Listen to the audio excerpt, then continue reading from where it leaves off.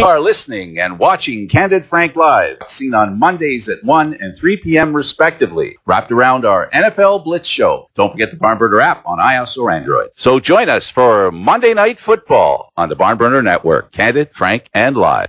From the Cape Buena Radio.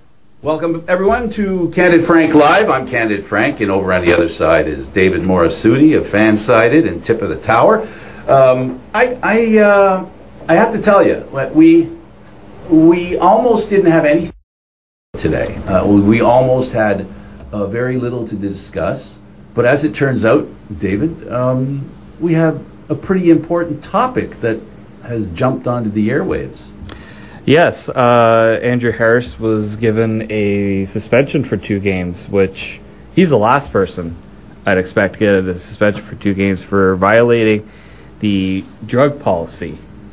I don't think we did get the test, the drug, metandionin. I don't know, I can't pronounce it. It's a long, very complicated drug that... They usually have a name that it goes by, so, you know, I don't know what that name is. I was busy getting ready for the show, and David was kind enough to make sure that I was aware of this important news. I'm not sure it's not important to know what the drug is. But what it's for? Does it say, David, that is it a drug that is a drug enhancement? It's an anabolic steroid. That's what so it's an anabolic steroid. We understand what that means. So it physically raises your ability to either compete, train, and not get tired. Yeah, a lot of it is for a lot of these sort of substances, like, you know, athletes are taking supplements and all those things, and usually something gets caught in one of those. A lot of it has to do with recovery for pain. Yes. Pain recovery. Injury recovery. Yeah. So, you know, it's, you know, players like this will plead to the fifth. They'll plead, you know. They took one thing, and along with it, they didn't know it was part of it. Yeah. So and therefore, they end up taking something they shouldn't be taking, and or benefiting from that which they took, and that's a concern. Yeah, I mean, you want to know how long has it? Well, they said that the drug test was taken in July. That's when he was informed, or that's when the test result that they were informing him. So early enough in the season that it's in the season. It's not like the off season or anything, but it's late. It's at a point where it's like, how, you know, had he continued taking whatever he was taking into the month of August? Those are questions that will probably be addressed when they have the press conference. As recently as the previous show we did, we discussed how much stronger he's getting. He's not getting older, he's getting stronger. We talked about how he's becoming a great example of the best Canadian to ever play the game in the Canadian Football League. Yeah. This does not jive well with that little sign above him. We could end up with another asterisk in sports. Well, the thing is, the trouble is with these sort of situations is, first off, it's a 2-game suspension. If it was a lot worse, like, you know, how they do in baseball and all those, it would be almost a whole season, half a season. This is just 2 games. So I don't know if they prorated to how much of that substance was found. Usually in these cases where it's not a big deal, it's usually a small trace. So this is something that, you know, he said he's been regularly tested for a long time. So you know that this was just a one situation. So I try to give some benefit of the doubt because of the track record, and he hasn't had issues with it in the past. This does hurt, obviously, because it's considered cheating and going against the rules. So that does, you know, it doesn't look good on him. That's very true. But we've seen in the past that he's exemplified what he's been showing now in the past. And in the past, he's never been caught. So I don't know how much we can say this season is because of that, or it's just, you know, he got caught with a very small amount that he thought was insignificant, or the league thought it's insignificant enough to give him less amount of games, but enough to suspend him. The CFL doesn't have, and usually any league doesn't have the freedom to suspend at will and how much they want. It's usually bargained. Yes. The CFLPA and the Canadian Football League, the owners, have a meeting. They decide a lot of things, how much money the players get, how hard they have to work during the week. They removed padded practices, and that wasn't even done part of the bargain thing. That was a free thing given by the CFL. Yeah. But also punishment, and how punishment is meted out is bargained. And that's been a big issue this season. I'm not sure that 2 games can reflect not that much, not that big a sin. Mm-hmm. It could be the maximum they can give him based on the CFLPA's bargaining with the Canadian Football League. What I will say is this, and this is the part that I find onerous, and this is the part that I find difficult to swallow, is that we promote this guy. I personally promote this guy as a wonderful example of a Canadian athlete making good in a way that many players in his position have not made it. He did not go through regular football channels. He went through high school, then he went, to junior football, and then he came to the Canadian Football League. He went to the BC Lions. The team that he played for in junior was a local team. And then free agency brought him home to Winnipeg. So I'm just trying to counterpoint here. I agree with everything you said. I totally agree with everything you said. But we still have to address the issue that this was something that he shouldn't have done, can't do, and now he needs to somehow, he really does, not because of anything other than the fact that he is an important person in Canadian football. Not the Canadian Football League. In Canadian football. The question is going to come up down the road after he retires, should he be in the Hall of Fame? All these things, depending on what we find out in as far as what you mentioned, how badly he, transgressed, how badly he did things that he shouldn't have done, and how willful was he. Because a lot of times what ends up happening here, David, and we don't know yet, the willfulness of somebody doing that, in other words, the blatant use of anabolic steroids or any other performance-enhancing drug that you're not supposed to take, your willingness to take it comes into consideration. So everything I said, folks, and whatever David said, he can ask you to look at it in whatever myopic view you want to look at it. But what I'm going to say is this: we don't know a lot of things yet. We don't know his side of the story. We just know that he's been suspended. Yeah. Well, he did have a statement. Read the statement. Okay. So he said, I want football fans and young athletes around this country to know that I would not and have not cheated or never cheat.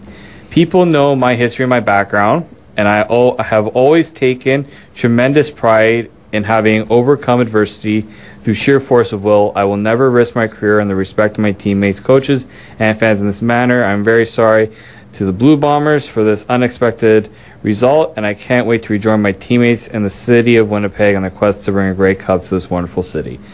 So, a very expected response. Denial, of course. Someone like that who has the pride and the competitiveness that he does, I've seen it go the opposite way. I've seen players go, it's unacceptable on my behalf. I apologize. I'm looking over, trying to wrong or right now, and that's what some players do. He's taken the expected route that most players take, which is I never cheat, I never think to cheat. That's the expected response. Okay. And then the response to that, to his response, the reaction by the media, which has always been the reaction when you get somebody who denies something, they start uncovering stuff, or at least try to. So we're not going to predict what's going to come, but only prediction I'm going to make is that the fact that he is not copying, admitting, taking the stance where he's been caught, he did do something wrong, he wishes he hadn't have done it, he's sorry of how it reflects on all his teammates, his players, the ownership, the fans, all that kind of stuff. We've seen those kinds of apologies where players have admitted, athletes have admitted the use of it. And then of course we've had the ones who've even gone further in denial and even gone to the point where they fought the suspension, saying that no, I didn't do this. And then we've even seen in hockey where we saw a defenseman in St. Louis suspended for, I believe, 6 months, something like that, almost a year. I don't think it was a full year, but it was close to a full year. Or was it a full year? I'm trying to remember. Defenseman for St. Louis. I'm sorry, his name eludes me. The point is, he and his team basically said he got suspended for an infinitesimal amount, a tiny bit of anabolic steroid that was in something else that he was taking. Is that excusable? That's for you, the listener and viewer. That's up to you to decide whether that's, excusable. But at the end of the day, there are rules in place, and unfortunately, we are judged, as is today, the way it works. People like us sit here and judge other people who are going through a tough situation, a situation that we're really not briefed on, and all we can do is have an opinion. So I want to make sure, and I want to do this with total intention here and making sure, David and I are not judge and jury here. We're just probing a situation at its earliest moments. This has only been released this morning, so therefore it's early in the story. It's a big story, and I hope that Andrew Harris comes out of this as nicely as possible, because I don't like to see people suffer too much, because in today's world it seems people are punished to excess, especially publicly. Public stonings, emotional stonings take place every day. People are accused of things, and then they're treated like they're guilty. So please don't take anything that we're saying or take anything that I'm saying. I'll leave David to say his part. There is no inference here that Andrew Harris, from my part, is guilty and or is a horrible human being. What I'm doing is I'm relaying facts as I remember them and as happened in the past. Like I said, the questions come up about, is this guy good enough to be in the Hall of Fame because of what he's done? Do his records end up being ostracized? Not ostracized, ostracized, which basically means you see an asterisk behind his name, and because he was caught with steroids, the question comes up. We have baseball has tons of asterisks. The baseball's right? worse. The worst full about of them. Where you have home run records or have an asterisk besides it. Well, he was charged or accused or found to be using anabolic steroids, performance-enhancing drugs. Therefore, his home run stat is not one that we can just look at blindly and cleanly. And then, of course, at the beginning, you go with Pete Rose, right? You have all these things that happen in sports. How important? Maybe. Are there any remarks you'd like to make? Well, all I'll say is two things. One, I found the defenseman. It was Nate Schmidt for the Golden Knights. Right. So you were right. It was St. Louis. It was Vegas. And the other thing too with Harris, I thought it would be important to bring up this part. He's trying to put up a timeline saying that when the test that came back, he was already tested 10 days before, and that one came clean. So he doesn't see how within that 10 days it could have happened. So just to give his side, just so we're not missing. No, absolutely. Give his side. Yeah, we want him. We want his side out there in front. Yeah. So he was saying that there's one of the the test that came back, which was the urine test. He said that it came 10 days after he had already taken a blood test, and that one came back negative. So he said he doesn't know how in that timeline something could have been found. Now that's his side of the story as well. There's a lot more to it. It's a very, very long statement, so we don't have a lot of time to go through it. But I would recommend looking at the Andrew Harris's statement so that you can read what he has to say, because he goes on in detail about it too. If you've just joined us, you're watching and listening to KBLNRadio.tv, streamed on the Barnburner Network. This, of course, is Candid Frank Live. I'm Candid Frank, and that's David Morassutti. We're talking about the news, the brand new news this morning that Andrew Harris, the player that we've been talking about as one of the greatest Canadian football players of all time, has been suspended for 2 days, 2 games, sorry, 2 days, for 2 games for using anabolic steroids or performance-enhancing drugs. Do we know how guilty he is? No. Can we talk about what it might what effect it might have on his future and his career? We can absolutely do that because we have a long history in many sports where athletes have been caught doing this kind of stuff, David, but they don't all end up in the same place. There's lots of different ways this can go, and it has gone. How do you see this one going initially, and only Well, I mean, Andrew Harris has 2 different options right now. He can accept the suspension and accept the consequences of it and work to rectify it, or he can fight it. And it's going to be a long fight because usually, with the appeals process and everything, he'll have to provide the evidence. That'd be a tougher road for him. But if he truly wants to make sure his reputation in any way is not tarnished in the way he doesn't want it to be tarnished, that's going to be something he'll have to decide, I guess, soon because the game, it depends on if he appeals it, he'll get to play.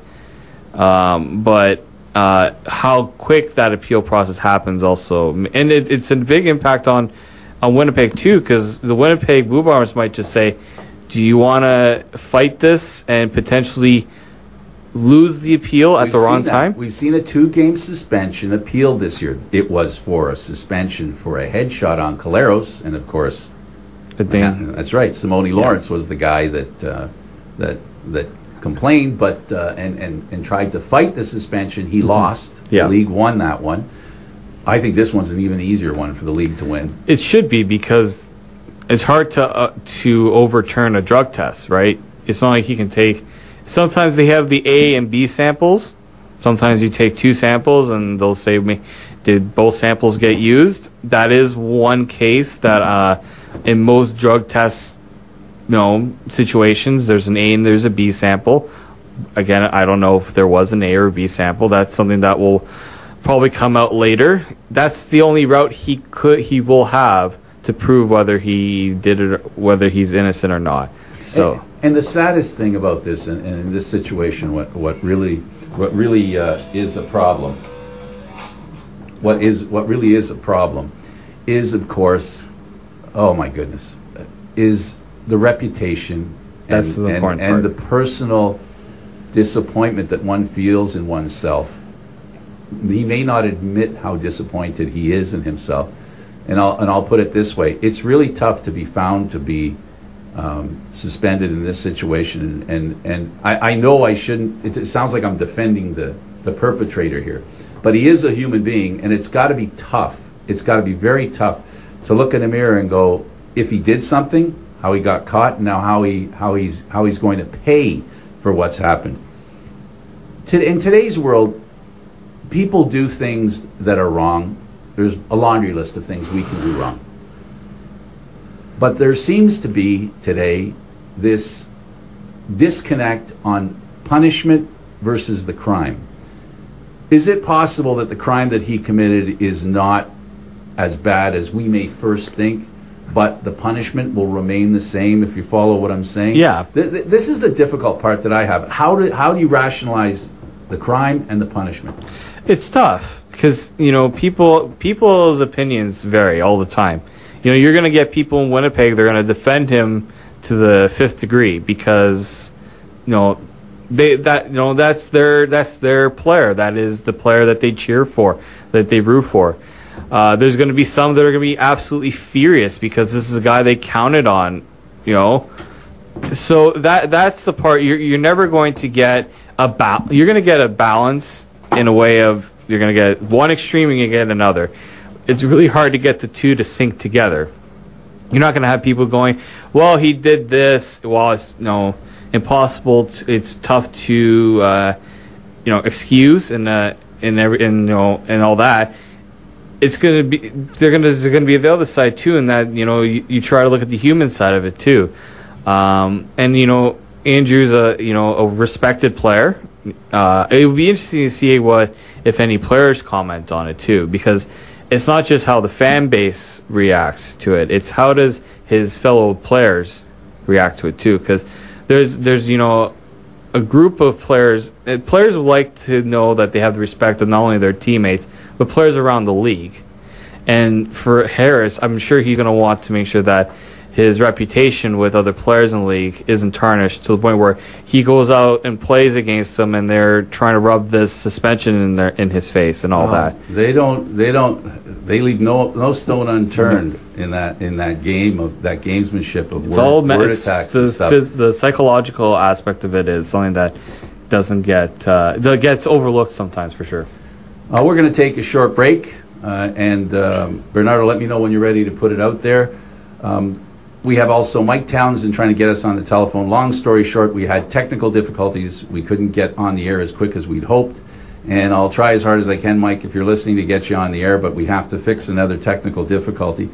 It is an interesting day. Andrew Harris is found to be using anabolic steroids, a suspension of 2 games in place. He's David Morassutti. I'm Candid Frank, and you're listening to Candid Frank Live.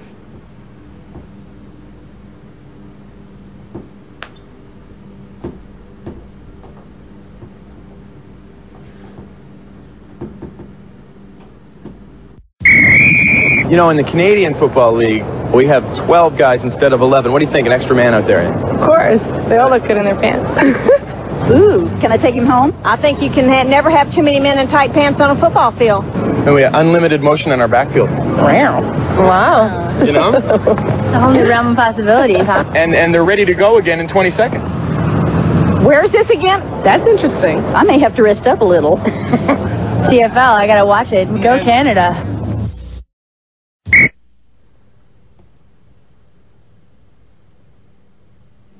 Welcome back, and I don't know, I guess I could do it this way. I'll just call him on the phone. I just need the jack to go in the phone, and I can call him on the phone. Yeah, we had a little tough time today. Which jack is it that I put in the phone? I couldn't see it either. Oh, there, that's where it was. I have to what? Take the case. Oh, right, that's right. There we go. We'll get Mike on the line. I know he's... Are you there, Mike? Use the headphones. Okay, now we got to use the headphones. All right.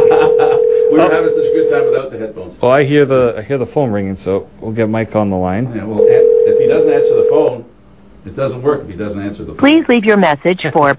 Well. Oh. Mike? Oh. Mike? Hello? Hello, Mike? I don't know if he hung up or what. I tried calling again. I heard something. I thought I heard something too. There we go. We'll try it again. So, I guess can we assume that that? Hello, Mike. Mike. All right, it isn't working. Our technical difficulties are continuing. Mm-hmm. I don't hear him. Do you hear him? I hear something. I'm here. Hello? Hey, yeah, Mike. Well, you got to answer the phone, Mike. We already have a lot of difficulties, and this just makes it worse. All right, welcome to the program. Mike Townsend is with us, and Mike, unfortunately, we had some technical difficulties. We almost didn't get on the air on time. So now here you are. I apologize for not being able to get to you when I wanted. It just almost was impossible. In fact, it was. So here we are, Mike. Very quickly, I'm going to give you a minute or two to talk about, have you heard the news about Andrew Harris? That he was the first, that he's number one in yards or something like that? No. He just got suspended for 2 games for using performance-enhancing drugs. No, not 33. Didn't hear about it, Frank. Okay. Well, I think your reaction, though, Mike, speaks to your disappointment maybe in this.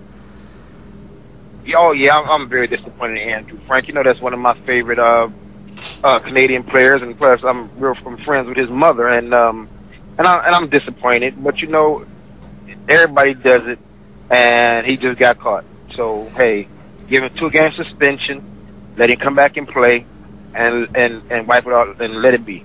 Let it be. I think you summed up pretty well there, Mike. So we'll let it be right there, and we'll move on to our next part of the program, the week 11 review. And I got to say, we had a pretty interesting week. At least I think it was interesting, which began with Winnipeg beating the Eskimos 34-28. In that game, how would you? Well, here's how I'll review the game very quickly.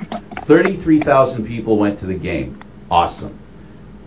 This was a very important game. It was a tiebreaker for Winnipeg. Winning this game became a tiebreaker. Edmonton had to win by, I think, +8. The command center makes a decision on an onside kick. The game basically hinged on a call.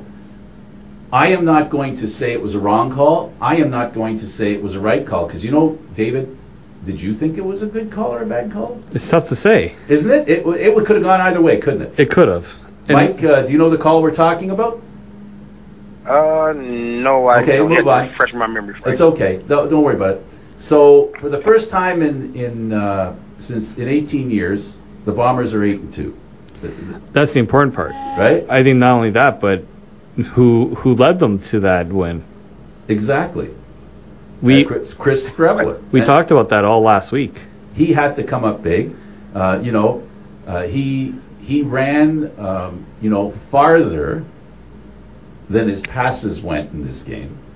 They pretty much had 2 running backs in that game. Absolutely. And a game manager at quarterback.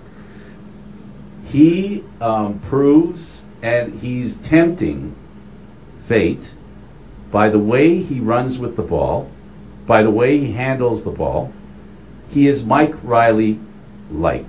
You know, he reminds me of Riley in his early years, where he wouldn't hook slide. Not a lot of quarterbacks in this league hook slide, though. And Michael Riley is still doing it right now. Yeah. And the third down thing he's still doing.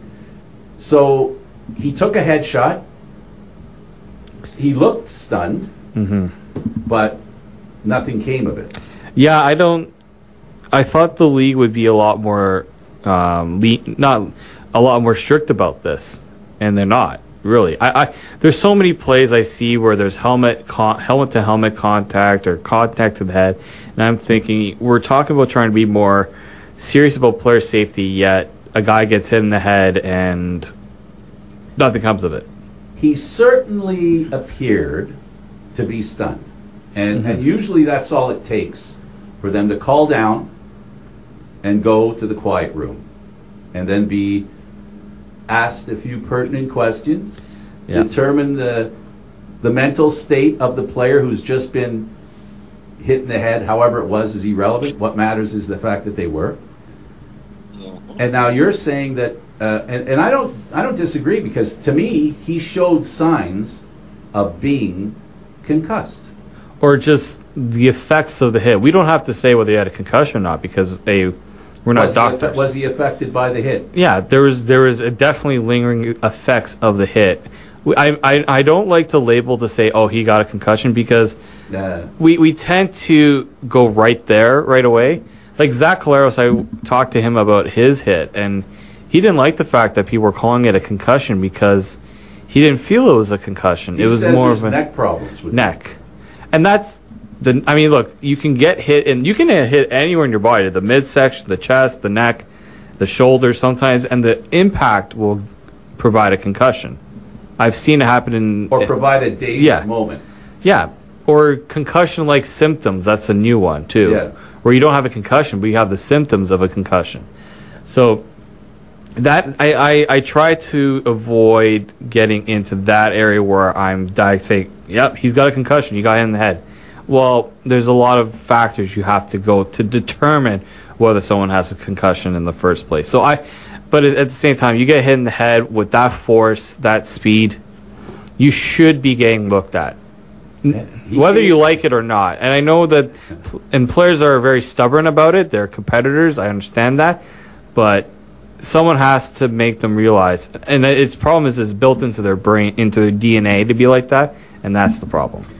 In as few as 2 plays, he ran the ball downfield. and didn't hook slide again immediately after that hit. So was it a message he was sending? Well, we've heard on the broadcast from the experts, the people at TSN, we hear them say this statement. They go, the quarterback wants to prove to his teammates that he's all in. And we've heard that from various quarterbacks, whether it be in Hamilton, back up, in Hamilton, back up in Winnipeg, back up everywhere, where quarterbacks want to show that they're committed. And even in Toronto, Macbeth, same thing.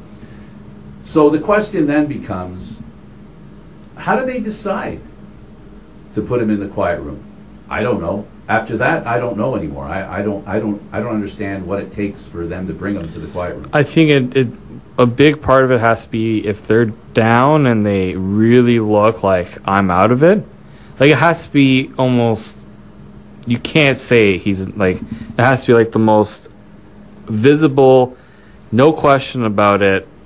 Or if they're down for a second, holding their head, holding their helmet. That's a big one. Holding your head or holding your helmet like that, that's a big one. Or wobbly. That, or you're saying, like, your eyes are going like this, like you could see that the reaction to light is a problem. Like, Mike, you probably have seen, too, the different types of effects concussions and how people can detect it. How do you view, Mike, the determination on how a player should be considered a candidate to visit the quiet room? Well, Frank, real quick, my opinion on Strebler, he got rocked and he didn't know where he was at. You could have asked him what his name was. He couldn't even tell you. And I think they missed this one. And no, I'm not going to say that they missed this one. If you think if Strebler would have been taken out the game, who do they have as a viable backup to Strebler to come in and win this game? Nobody. So they let it slide. They knew he had a concussion because when he got up, he couldn't even know which way he was walking. He didn't know which way he was walking. And Sean McGuire to answer the question, Mike. Okay, yeah. I don't know who that heck that is, and I'm pretty sure he's not a viable backup to make them the way they won. He's the backup right now.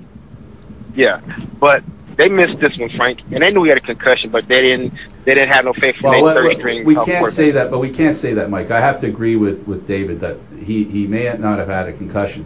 Back in the day, when players would get hit, guys, you know this. What's the first thing announcers would say? Well, he looks like he shook that off, and that's essentially what it looked like to me. He was shaking off whatever happened to him. He was shaking his head. Shaking off the cobwebs. That's all what they do. Yeah, so maybe it wasn't a concussion. We'll find out later. And here's why I'll say that we'll find out later. Sometimes when we're talking about concussions, this may not be a concussion, but when we talk about concussions, there's a post-traumatic moment, a moment later on where what happened earlier shows up. Yeah. We've even had, I don't want to take it down that tougher road, but we've had people who've been concussed or hit in the head walk away and then die.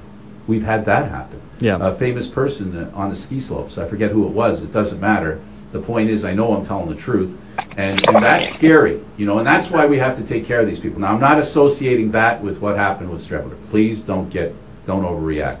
I am trying to express the concern that David exemplified, the hurt that Mike interpreted, and the fact that I think they need to be safe, and we need to understand better what gets them in the quiet room. He should have gone to the quiet room regardless of what they have backing him up.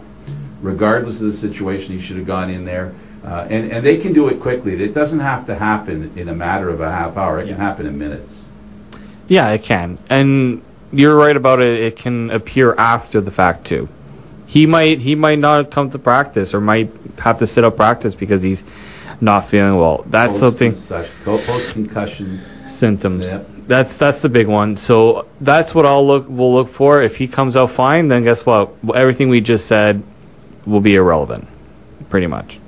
The big story here for Edmonton and losing this game going into the fourth quarter, they led in net yards. This is a team another game where Trevor Harris throws crazy tons, right? But the offense doesn't reflect the scoreboard.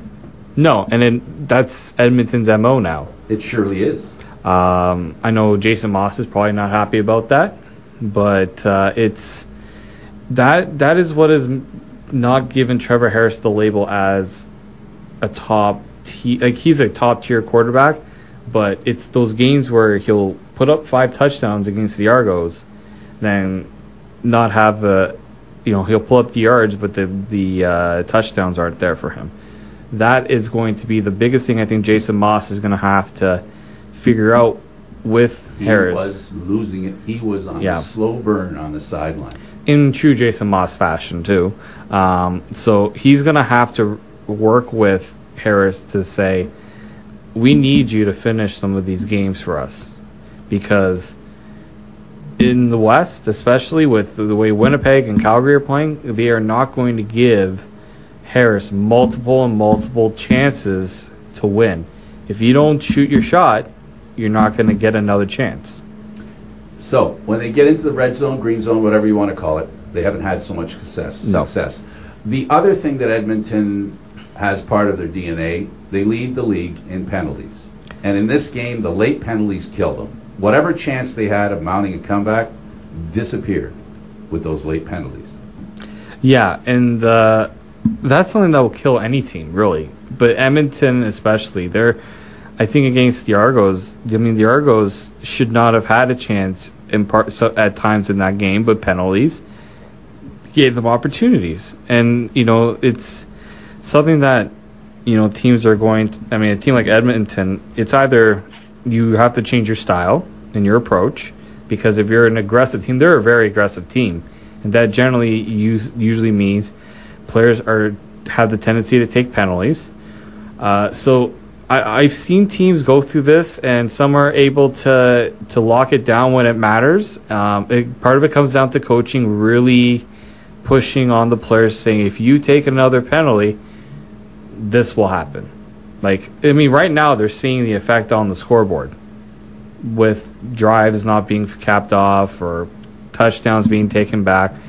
But Frank, I think you would know too that penalties are something that any team has a hard time cleaning up. It's not just one thing. It happens, and it's there's the fine line between being aggressive and being penalized. It's a very thin line. Football's a very aggressive game. The players, this is what they're bred to do, is to play tough, play mean, and be physical. Crossing the line doesn't take much. As an example, we see hits all the time where a player gets hit in the head. And we've also seen where a player aggressively goes to hit a guy with no intention of hitting him with his helmet, but because the player goes down, and because he's hitting him with such aggression and that head contact happens, it becomes a penalty. I'm not excusing Edmonton. Please don't think I'm excusing Edmonton. But what I am saying is, by virtue of the way the game is officiated today, there are penalties today that were not given before. Yeah. So that what that does is that raises the level of penalties that you end up getting and the amount of them that you get. And that also makes it harder, to use your word, clean those up. And coaches more so are calling out referees for not calling certain penalties too. Absolutely. They cut from both sides. They have both sides. Like Mike, I know you've probably seen this too, how many coaches call out the penalties and then they're the ones who end up complaining that a penalty didn't go their way, even though they're the ones that are asking for it. We saw Jason Moss do that, Mike. He was very livid about the penalties that he was called. He said stuff was going on and wasn't called, and all of a sudden they were being called on a lot of penalties, Frank. But at the same time, I think as a team they're frustrated because the way the offense is fluttering. And we discussed this last time. Everybody thought Edmonton turned the corner. I said no. When you're playing against a good team, you're going to see a struggling Edmonton offense. This is what I said last week, and what I said came true. They couldn't move the ball the way they wanted to, and they were getting beat on both sides of the ball, Frank. All right, let's move on from Edmonton's loss, 34-28 on Winnipeg's behalf. Winnipeg extends their lead in first place. Saskatchewan hosted Ottawa to a victory of 40-18. Was this a game about an Ottawa team that is not that good and a Saskatchewan team, Mike, that's much better than people think? A little bit of both. Ottawa, clearly Frank has some situations they need to take care of. Will they do it this year? No, they won't. But at the same time, we're looking at a Saskatchewan team that's learning how to play together now with all the new additions that they have. They learn how to play together. Cody Fajardo is playing lights out football, and this is what you're going to expect out of Saskatchewan Roughriders when they can play like this. Good play equals victories. Manny Arsenault brings bling to the game. Play of the game. Opportunity to congratulate players and pump each other up. What did you think of that, David? Well, I mean, it's something we see with a lot of teams. The wrestling championship belts, the camo jackets, the flannel shirt. Like, teams do this as a way of kind of motivation for the players to.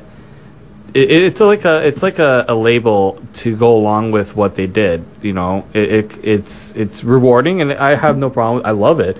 And when it comes to that game, you could have given it to a lot of Saskatchewan players on that defense. Although the problem is Ottawa just was there was so much going against them. 5 turnovers. Like, and how many in that first quarter? 3? 3 in a row. The first three plays were interceptions, and they had 17 points. Yeah, those. Like the thing about it, and there was a tweet, a comment about the CFL power rankings. And there was a Saskatchewan player who was complaining that they felt like Saskatchewan was being disrespected. I get that. I get, it fuels players. But the problem with looking at a game like that, look, Saskatchewan executed their plays to almost perfection, So you give them credit for that. But you also have to realize Ottawa has been a sinking ship for a long time. So I would like to give Saskatchewan the benefit of the doubt that this is something that they can sustain, but I also want to see them do it against a team that they haven't had success against. The Winnipegs, the Edmontons, the Calgarys, the teams that they're chasing. That's where I want to see them prove it. And this will give them confidence for sure, but let's see how far they can take it. Absolutely. So that's basically covers that game. The one thing I'll add to it where the disrespect for Saskatchewan comes in, they have games in hand. Yeah. And that in itself, because it's such a tight race, doesn't show them to be as high in the standings. But now, last week they moved up and they didn't play. This week they played one and they moved up again. They've got a chance, we'll talk about next week, but they've got a chance to show how good they are in the future. Hamilton at BC, Hamilton wins 13-10. Oh, this was a snooze fest, wasn't it? It was, and yes, it was. And Mike, you probably felt the same way that this was another game BC could have won against Hamilton, and literally dropped the ball. It was right there. If you're a BC Lions fan, you're throwing your arms up in the air because you just don't know anymore because you see a performance like that. Former Argo Dylan Wynn, 3 sacks, 4 tackles. They could use him right now. Hamilton's really been a great place for him to show what he can do, and this has been going on all year. It has, and you look at that Hamilton defense. That's the main reason why they are where they are, because their offense has been hit and miss at times, but their defense has been arguably the best in the East. So you give them a lot of credit. Guys like Dylan Wynn, who tried, I believe he would try to go down to the Alliance Football League. Obviously, we know what happened there, and he came back to Hamilton. But yeah, and also any team this season can get 5 or 6 sacks on BC with the way that O-line is playing and the way that Mike Rowley is just trying to figure things out right now. And I think BC this year, at this point, they're just going to have to go back to the drawing board and realize, look, we got Mike Rowley here for a couple more years, I believe, after this year. So 2 more. So they're going to have to figure this out because he is not going to stand and get hit and sacked. He's on pace for over 70. That's crazy amount. Crazy amount for what you're paying that quarterback. He's only one of 2 quarterbacks this year who hasn't been to sick bay. And it might not be, knock on wood, it doesn't happen. But the way it's going, I'm putting some life insurance on Mike Riley. Absolutely. BC's John White gets hurt. McMaster's former McMaster Marauder Wayne Moore takes over. Ran great, but missed some blocking assignments. If White doesn't get hurt, BC, again, I know you don't like to say this, none of us like to say this, but if you lose a player during the game who's as effective as White was in that game, that really hurt their offense. It really started, as I said, the part where Moore's experience in running was fine, but he missed blocking assignments, and there was a couple of blindside hits that Riley took. We refer to him getting clobbered. Mike, he has been like this forever. But, how much longer can he take this kind of physical, I'm going to call it abuse? Frank, I don't know, Frank. I don't think he can last too much longer getting hit the way he is. He got sacked, 7-8 times in the whole game, and you can look at the frustration on his face. He was really mad, that the offensive line wasn't blocking for him. But at the same time, you look at Hamilton's defense, this is what they do. They get to the quarterback. Absolutely. So they have to do something. Coach has to do something about the offensive line, or Mike Riley gonna take one big hit, Frank, and it's gonna be it. Absolutely. It was an interesting show, to say the least. Devon Claybrooks looks like he's lost. You see the look on his face. It just looks like, now what? It's the worst thing for a new head coach. I mean, look, to expect a new head coach to come in and have immediate success is a little far-fetched. I know he's a very respected coach, especially on the defensive side of the ball, but offensively, it's a disaster there. And for him, maybe it's just maybe it's a wake-up call a little bit that it's not as easy. I mean, for him, he gets his chance to finally be a head coach, and this is how it's going. Hopefully, he's taking the right approach and saying it's a process, and the results now hopefully can get better with some patience. A lot of us are wondering where Duron Carter is. Why isn't he being used? But I got to say one thing: Langford ran back for a 47-yard kick return, and the first block, and I thought the most important block, was handed out by Duron Carter. I was impressed with that, and it just tells me the guy wants to play. It was something that doesn't fit what everybody talks about with him. He is a team player. He just doesn't exemplify it in the way that normal average players do. He does, but we've also seen it go the other way too. So he needs to show that on a more consistent basis. I think that's something every coach he's played for wants to see more of it from him. And if he shows it, it'll make him a more complete football player. That's what they want from him. When he was in Saskatchewan, when he was at his best, he was playing both sides of the ball. Because he realized he was seen as an important piece. So I think if he's shown by a coach that if you continue to do this and you're successful at it, you're gonna be a good football player for us. I think that's a big thing for him. Absolutely. A note for Bernardo: we're going to lose one of the commercials. Bernardo will go to the. Well, we can just do the next one, and that's coming up. We'll probably lose the last three, just as a. All right. We have a really jam-packed show. We've had a few difficulties technically. He's David Morassutti, across from me, and that's Mike Townsend on the phone. I'm Candid Frank. We'll be back right after this. You're watching and listening to Candid Frank Live. You're going inside, boy, you're going to get it. Right. You're going outside, I'm going with you, right? Right. Okay. But in ball, now I got to square up. I got to square up and look at you, right? And when you start to make a move, then I'm going to turn my hips. All right? You're going to go, I'm going to go. Go, go, go, go. Here you go. Get out of there. Get out of there. You got it. That's football, Canadian style. Did you know in Canada we have no fair catch rule? No fair catch? No fair catch. Holy mackerel. Hopefully there's aspirin on the side with the medics. Somebody's going to get hurt.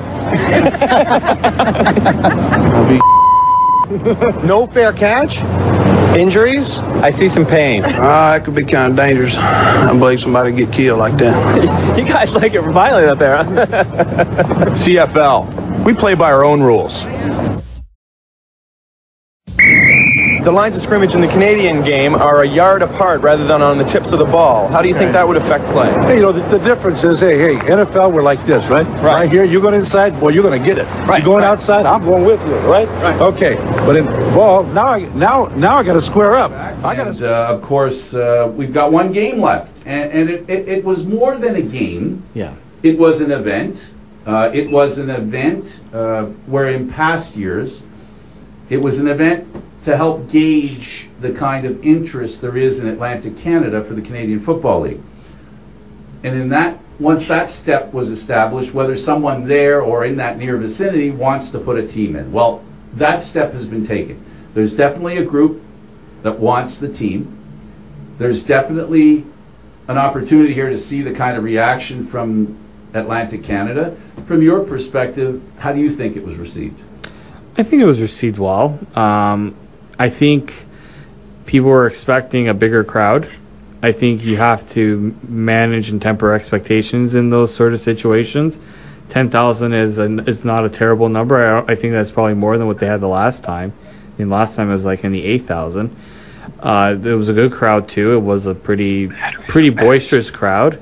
So I think in this case, I think the important part is to get the passionate fans out there.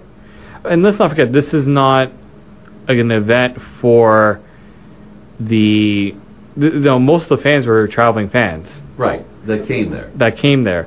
I think when you eventually get that Atlantic Canada team, this is going to be the locals that can make it their own. And it's going to be a different feel. They look at, I heard, I think it was LeBlanc, I think is his. Yes, that's right. He talked about how they want something similar to what the soccer team, the new professional soccer team, and how unique that experience is because it's their own. They can make it their own. So I think that will be it'd be an important thing to consider if and when they do their bid for the team. Well, if you want to read a good article on before the game, you can always read my article on La Portada if you want. I mean, I guess I am a little biased. And of course, the thing of it is, we know the team will go there, all things being equal, unless there's a surprise in the works. So now we're at the point where it's a question of the stadium. When's it going to start being built? Will there be a time where the team plays elsewhere? Some suggest in Moncton. That's still being thought out. We're a year or two in Moncton until the stadium is complete. But that also all depends on when they're awarded the team and when they begin digging and getting that stadium up and running. So as far as I'm concerned, I guess what I'll say is this, is that even though Mike Savage, the mayor of Nova Scotia, of Halifax, didn't go there, or any other politicians from Halifax didn't go there, I'm mentioning that because it's a shame they didn't go. Yeah. It was a celebration, an opportunity to celebrate Halifax joining the Canadian Football League. He didn't think it was worth going, I guess. I'm not putting words in his mouth, just the fact he wasn't there. I think one of the other important things is that the attendance wasn't that strong, but it's a game elsewhere. This past week there was a game in Winnipeg, an NFL, I know an exhibition game, but that's a big deal, the NFL, and they didn't have a great turnout either. And I think I agree with you that, the home team, if it's not really the home team, there's no skin in the game for the local folks. No, so, and quickly on the NFL game, that was just it's separate from the CFL. People have to remember that. That's just the CFL renting out the stadium and the promoter trying something that hasn't been done in a long, long time. So I think there was a lot of disappointment with that. I think less disappointment with the touchdown Atlantic, just based on how intimate and nice the crowd was and how the experience was for people, and the game itself was everything you'd want in a football game too. And we'll talk about that. The Toronto Argonauts, they truly had a hard time, a difficult time to say the least, on stopping the big play. The Montreal Alouettes made the big plays. Yeah, and I'm hearing the reverse for Argos fans of defending McLeod Bethel Thompson. For a change. I thought he did very well in the first half. and especially in that last drive to give them a chance to win. It's just everything in between that third and most of the third quarter and some of the fourth quarter. It just wasn't enough. You could tell the defense was starting to get tired. The defense just couldn't hold it. A 16-0 lead. People are like, oh, they blew a 16-0 lead. It's like a 16-0 lead is nothing. That's 2 scores and 2 converts. You know, so I think they need a quarterback that can at least do what Trevor Harris did to them last week, which was they have the lead. You start you start losing it a little bit, and then you can turn and flip the switch and get back to it. Okay, guys, we're running out of time. We only have seconds. The games between Winnipeg, Saskatchewan, Toronto, Hamilton, Edmonton, Calgary. There's only 3 games. I'm going Sask, Toronto, Calgary. David. I'm going to go the same. Okay, Mike. I'm going to go the same. Okay. Thanks for tuning in, everybody. This has been Candid Frank Live. Up next, the NFL Blitz with Mr. Cohen and company. Thanks for tuning in, everybody. Take it away, Bernardo.